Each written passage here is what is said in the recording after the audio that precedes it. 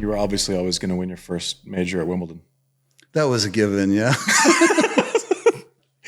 But walk us through, like, there's so many parts of your stories that are, or that of your story that just don't make a lot of sense, right? And then you start putting in the human element, and you start layering over, certain factors in life, and then it kind of makes sense at some point, but you got to kind of dig a little bit. Like, you played in '87, you didn't play Wimbledon for 4 years during this whole upswing of fame and success, and the whole, jean short Moulet, the whole deal. You didn't play Wimbledon again until '91. You took 4 years off. Then you come out and win in '92. Like, how does your brain click to where you're obviously not playing it because you think maybe I'm putting words in your mouth, but obviously they make me wear stuff I don't want to wear, and I'm a baseliner. Like, all these guys are hitting bombs and coming in, and correct me where I'm wrong. But then when do you feel like, oh, you know what? Not only should I play it, I think I can win it. Like, that's a fucking lifetime of mental gymnastics for most. And it seems like you're able to, like, once you can get it in your grasp, then you feel like you can actually wrestle with it, right? Yeah. But what is that process? I've been known to be the person that paints myself in the corner in order to, find a way out. I mean, let's get to the heart of it, right? I mean, because you're saying, how do you make sense of it? I never chose tennis, right? From day one, right? News alert, most controversial thing in my book came on page 1 that I hated tennis. All right, now I'm not making that up. Like, I saw what it did to my family. I saw what it did to relationships. It always meant too much. I always resented it, right? It didn't mean that I wasn't good at it, but you can be motivated through two things in your life, fear or love. And it was fear that was driving me, right? It was fear of my father, the youngest of 4 children. It was just get sent away from home, Nick Bollettieri Tennis Academy. It's like Lord of the Flies with forehands and backhands. I mean, teenagers raising each other, no adult supervision. This place is a hell. I want to burn it down. I mean, like, rebellion kicked in at the age of 13. Told my dad to piss off basically by then too, right? Like, when I tell you I'm living a real life rebellion, and my anger is directed at tennis, misdirected, but nevertheless directed at tennis. I mean, rage is an interesting thing, and I chose to use my intuitiveness of my resentment of tennis. And that rage is something that I knew I didn't want to ever use to hurt people. So I had to direct it somewhere. So I directed it, at the easiest thing in front of me, the thing that was responsible for the misery of my whole life at the time, which I concluded was tennis. And so getting out of the academy was about survival. It was about, here's how I can get out, win. Win. Like, just, okay, now I'm pro, and now I'm out in this man's world with this teenage rebellion. And then everybody's telling me, sticking microphones in my face, asking me who I am, asking me to make sense of why I'm wearing jean shorts. Well, I'm wearing jean shorts because it's a big fuck you to the whole world. It's like, that's how I felt at the time. It's a reality, right? And it's like, so there's this push-pull that was always going on in my decision-making. I didn't play Wimbledon because I felt like I was playing in a giant, like, dollhouse. I mean, on Bambi on ice, it's like grass. I mean, you could tell me to smoke this stuff and I understand it, but to play on it, I mean, like, how do you play on this surface? You can't even stand on. I didn't even get to practice it. They treat you like a stranger in your own club. I mean, it's like in your own tournament. It's like, you're not seated. You can't go over there, right? And you can't practice at Wimbledon because, I'm 16 years old going, anti-establishment, anti-everybody. It's like, and I'm in a man's world trying to pay bills, right? So it's like traveling the world with my brother, just not being begrudged in the locker room. At least that's my perception. But nevertheless, I start to then not go to the locker room, which makes them think I'm begrudging my peers. And then it's just, everything was just compounding. So my whole life has been about, I didn't play Australia because I wanted something normal. And that's called Christmas. And that's called New Year's. I mean, that's how simple it was. That's as simple as that was it. As little as I could play and get away with it. I was thrilled. It's amazing to me though, and then we'll get back on topic because I think that 90. I remember.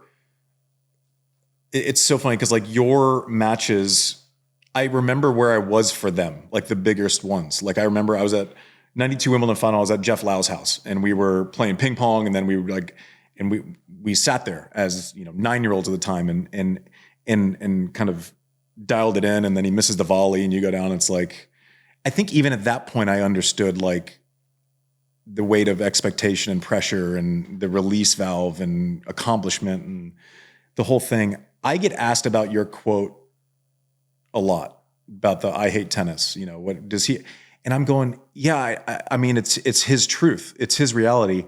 But I also know that he's spent a lifetime perfecting a craft, appreciating the wins of tennis, appreciating tennis as a teacher.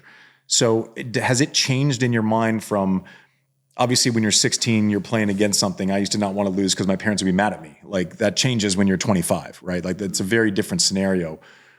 Like how did your relationship change as you got older and maybe accomplish some goals to where there wasn't that thing that you had to do anymore? Well, like I hear you talk about it. I'm like, this person loves the game. Well, yeah. So it's not when did I go from love, hate to hate, love? And I think that happened probably in the fall of 1997. I was at my lowest point. I've fallen from number one in the world. I was doing crystal meth. All right. So, I mean, let's talk real terms here, for God's sake, right? Like I'm doing one of the most addictive drugs, recreational drugs in that exists. I'm trying to harm myself. I mean, like I hated my life. I hated it because I didn't know who I was. I didn't choose it. Was there a contradiction in the good that came with it? Yeah, when I bought a house for my parents and I bought another house for so and so and I got and you have these contradictions that I had to reconcile, but I couldn't reconcile it until I went full circle, and full circle meant getting to the end of myself. It meant staring across that abyss. It meant feeling so useless that a gust of wind will blow you off the edge. It's like you want to talk about real, it's going to Stuttgart, getting a wild card because I'm 141 in the world because I can still sell tickets, but I can't hit a damn tennis ball and I'm overweight. It's like I lose first round. Brad, always Brad to simplify things, it's like in the hotel room, locks the door and says, dude, like I care about you too much. And like, you got to quit or we got to start over. I mean, and I never hated tennis more than that moment, if you can believe it, because it's like, if Brad lost hope in me, I mean, Brad, right? I'm down 2 sets of love at the French and he's going, what's the matter with you? He'll tell you got him right where you want him. And you might just believe him. Yeah, no question about it. And here he was just going, I'm going to walk. And I think you might need to walk too. It's like, and I just never remember. And then I remember looking out. It's like the epiphany. And mind you, and you're way too smart for this, so I'll say it up front. Epiphanies don't change your life, but what you do with them can. And that moment, I had an epiphany. An epiphany was, just because I didn't choose my life doesn't mean I can't take ownership of it. Just because I didn't choose my life doesn't mean I can't choose to choose it, right? Like it was this abstract, intangibles, like hope is fragile and hard to kill, Like I'm sitting there with no more hope, but there's a glimmer, right? Like there's a glimmer. Like if I feel like a piece of shit, well, isn't that a good growing ground for a seed? Like maybe something can grow out of this. It's like hope is hard to kill. And I held on to that epiphany and I held on to it. And I spent the next couple months trying to figure out what my reason was going to be to use obviously a gift that I had and a life that in a lot of ways gave me so much, but in a lot of ways it took so much, right? Like my childhood and right. So again, perspective. And I saw the show on 60 Minutes. It was a KIP program, Knowledge is Power program. It's a charter school operator. And I watched these two guys, Dave Levin, Michael Feinberg, and they were educating these children in the most economically challenged areas. And they were empowering them and changing the trajectory of their lives. And I remember watching those kids and I saw myself, oh man, I saw myself. And I said, maybe that is my reason right there. Like those kids don't have the luxury about bitching about being number one in the world, right? It's like that's when I committed to building my own charter school. I took out a $40 million mortgage, Ambien is no match for a $40 million mortgage. And I built my own charter school when I was 141 in the world, because you know what? Then you had to do it. I'm going to use tennis like it's used me, right? I had to. I didn't have a choice, but I had my reason, right? I had my reason. My reason was something that I was connected to, but was much larger than me. And that's why I would have always been a better team player if I was a team sport player, if I had any athletic ability. You know, it's like I was connected to my team, and it was like I was on a court, and all of a sudden it looked different. People are saying I'm playing the Challenger, flipping my scorecard. I don't know how Naomi sees that. I can tell you how I see it. Like, people said, like, he's humbled. No. That's not humbled. Humbled smoking meth in your living room. That's what humbled is. Being out here having your reason for what you're doing, that's called grace.